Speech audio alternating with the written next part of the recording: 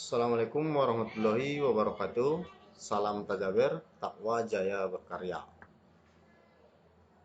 Nah, selamat pagi menjelang siang. Pada kesempatan ini di program yang saya ikuti, seri Semangat Guru Kemampuan non Teknis dalam Adaptasi Teknologi angkatan 10. Nah, di sini pada kesempatan ini saya akan melakukan pengimbasan dengan tujuan untuk berbagi.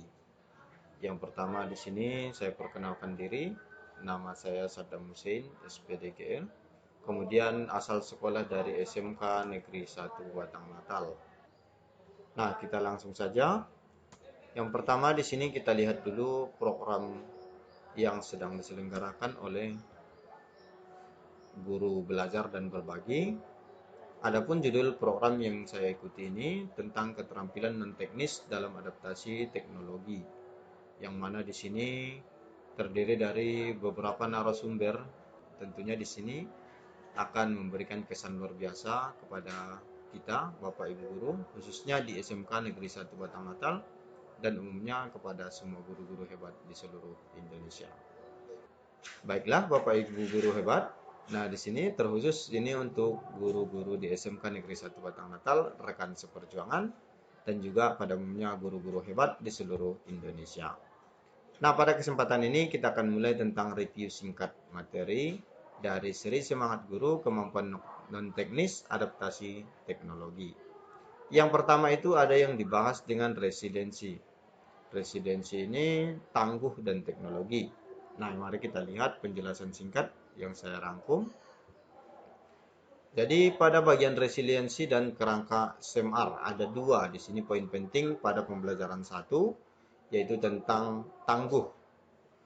Tangguh itu secara sederhananya kalau menurut pemahaman saya kemampuan seseorang untuk bangkit kembali dari desakan mundur atau kegagalan yang dihadapinya.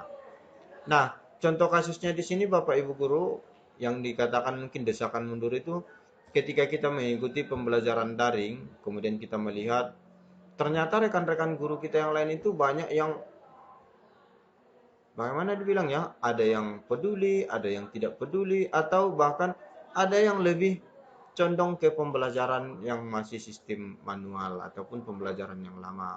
Lebih mengandalkan sistem luring atau dengan memberikan print out atau handout. Padahal sekarang kita sudah memiliki teknologi yang mungkin lebih mudah untuk kita gunakan dalam pembelajaran. Sebagai contoh ketika pembuatan kuis mungkin alangkah baiknya kita menggunakan Google Formulir yang lebih sederhana, Google Form aja. Tapi kebanyakan dari kawan-kawan kita mungkin karena kurangnya kemampuan di bidang teknologi lebih kembali kepada pembelajaran yang lama dengan membagikan berbentuk kertas ya. Nah, ini sebenarnya merupakan termasuk desakan mundur bagi kita apabila kita lihat kawan-kawan mungkin yang kurang mengikuti teknologi. Lalu kita juga melihat, oh ternyata itu lebih sederhana pekerjaannya. Kenapa saya tidak begitu saja? Nah, ini secara tidak langsung kita sudah terdesak untuk mundur, tidak mau menerapkan ilmu yang kita kuasai. Termasuk hal sederhananya penggunaan Google Meet. Ah, nggak usahlah saya pakai Google Meet, bikin repot aja. Saya ikuti saja guru yang seperti si A.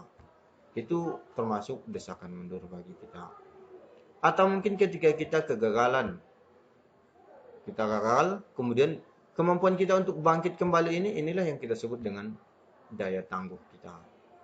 Jadi pada intinya di resiliensi ini kemampuan kita untuk menghadapi desakan mundur artinya pengaruh dari lingkungan baik dari kawan ataupun dari lingkungan sekitar kita. Ataupun bahkan ketika kita mengalami kegagalan untuk tetap semangat dan bangkit kembali. Tentunya di sini harapan saya kepada Bapak Ibu kita semakin semangat untuk mencerdaskan anak bangsa. Lalu di bawahnya ada yang disebut dengan SEMAR. SEMAR ini substitution, augmentation, modification, redefinition. Jadi SEMAR ini Bapak Ibu berkaitan dengan gambaran sejauh mana kita telah menggunakan teknologi itu. Tahap pertama ada yang disebut dengan substitution. Substitution itu gambaran sederhananya kita menggunakan teknologi, tapi kita itu masih menggunakan metode mengajar yang bisa dibilang kurang update, ya. Contoh, kita sudah memanfaatkan Google Meet. Tapi metode yang kita kasih itu masih metode ceramah. Sama halnya persis dengan ketika kita pembelajaran luring ataupun secara langsung terhadap siswa. Jadi apabila kita di taraf ini, contoh saya sendiri, saya gunakan Google Meet. Lalu saya mengadakan pembelajaran sinkron dengan siswa-siswi, tapi saya menggunakan metodenya ceramah. Saya tetap seperti ini misalnya. Anak-anak, jadi pada hari ini kita belajar tentang jaringan. Jaringan itu tujuannya menghubungkan satu komputer dengan komputer lain atau dengan komputer dari beberapa titik. Nah, ini pada keadaan ini saya masih berada di tahap substitution. Artinya teknologi itu sudah saya pakai, tapi pembelajaran saya sebelum dan sesudah menggunakan teknologi masih sama. Kemudian di bagian ketiga ada augmentation. Augmentation ini kita sudah menggunakan teknologi dan ada sedikit penambahan ataupun perubahan dari pembelajaran secara langsung. Contoh, ketika saya gunakan Google Meet, kemudian pada tahap bagian siswa mendemonstrasikan hasil proyeknya, dia melakukan share screen. Ini artinya saya ada penambahan. Si anak kita sudah mampu membuat share screen ataupun membagikan medianya, membagikan hasil karyanya untuk dilihat bersama dan didiskusikan. Jadi, artinya di sini ada sedikit keaktifan siswa lebih meningkat dibanding substitution. Kalau di substitution tadi, pembelajaran sebelum dan sesudah penggunaan teknologi masih sama. Di sini di augmentation, pembelajaran sesudah teknologi ada sedikit perubahan. Artinya pola belajarnya itu ada sedikit perubahan dari sebelumnya. Sehingga si siswa sudah bisa memaparkan secara daring untuk hasil karyanya melalui share screen. Tentunya di sini kita sendiri sudah menyadari ya Bapak Ibu, kita berada di tahap mana, apakah kita substitution, augmentation, atau di tahap yang ketiga ini. Tahap ketiga itu modification. Modification ini kita sudah melakukan perubahan-perubahan pada strategi mengajar kita, dan itu sudah kita adopsikan dengan menggunakan teknologi. Sebagai contoh mungkin modifikasi pertama yang bisa kita lakukan itu pemberian materinya bukan lagi melalui kertas, tapi kita sediakan video pembelajaran, kemudian kita kirimkan. Jadi itu bisa dilakukan si siswa secara asinkron. Kemudian untuk misalnya tesnya kita sudah memadukan Google Form dengan timer, sehingga otomatis tertutup nanti ketika habis waktu. Artinya ada perpaduan antara beberapa aplikasi di sini kita buat. Jadi yang sebelumnya hanya Google Form, kemudian kita modifikasi sedikit, kita tambahi timernya, sehingga si siswa merasa pembelajaran ini lebih berbeda dari yang taraf augmentation. Nah, di sini sudah diharapkan untuk proses belajarnya berbeda, walaupun dengan hasil belajar yang sama dari tahap augmentation dan substitution. Jadi sebelumnya dia belajar, kemudian ujiannya menggunakan kertas. Dan di sini belajarnya sudah kita lakukan, misalnya berikan materi melalui modul ataupun bentuk video, dan siswa belajar secara asinkron. Kemudian kita adakan pembelajaran sinkron tatap muka, si siswa sudah memaparkan apa penguasaan yang diperolehnya dari pengetahuan tersebut. Lalu kita lakukan tes melalui Google Form yang sudah dipadukan dengan timer. Jadi artinya di sini tahap ketiga ini sedikit lebih maju dibandingkan augmentation. Kemudian untuk redefinition, nah di sini sudah ada perubahan-perubahan yang signifikan. Pada tahap ini kita sudah mendefinisikan ulang, kita gunakan aplikasi, kemudian kita sesuaikan dengan keadaan pembelajaran kita.